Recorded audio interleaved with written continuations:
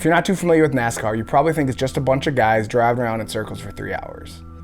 Okay, well, it kind of is, but it's also more complicated than that. The cars themselves are more complicated, but also the tracks are more complicated, right? They're not really all just circles that they drive around in. Each track has unique features that makes them different, and because each track is different, you have to approach each track differently, right? You have road courses that aren't circles at all, and then you have your super speedways, you have your short tracks, you have Martinsville that's kind of got the long straightaways shaped like a paper clip, you got Pocono that's a triangle. The tracks are all different, right? And if you think every track is the same, and maybe if you don't know NASCAR, you look at every track and you think it's the same, right? They're just driving around in circles.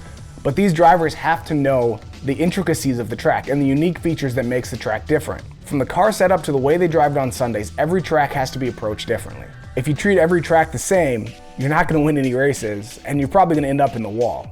On the surface, human beings look pretty similar, right? Even more so if you're from the same family, or even have the same color skin, or you're from the same country.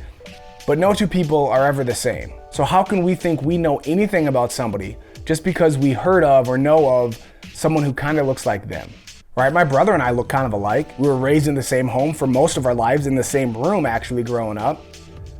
But we're pretty different people. We listen to different music, we dress differently, we enjoy different books and movies. We're different people. Even though we look similar, we're different. You might have heard on the news about a Muslim that's a terrorist. So now you think all Muslims are terrorists. You may have heard about an illegal immigrant coming up from Mexico.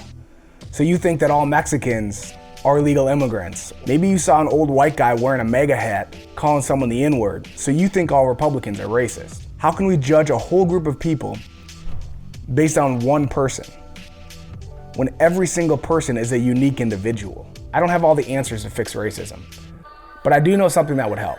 If we stop looking at people as groups and start seeing them as unique individuals.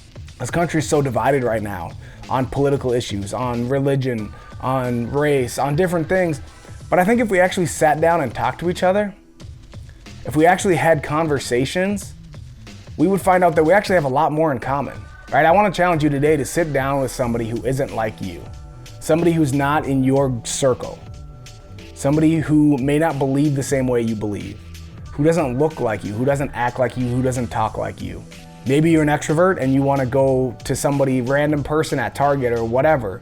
Maybe you're a little more introverted and you don't want to, and it scares you to talk to somebody you don't know.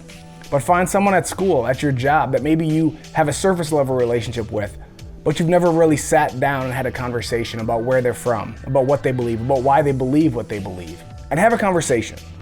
Don't have a debate. Don't try to figure out who's wrong and who's right. Just talk. And more importantly, listen.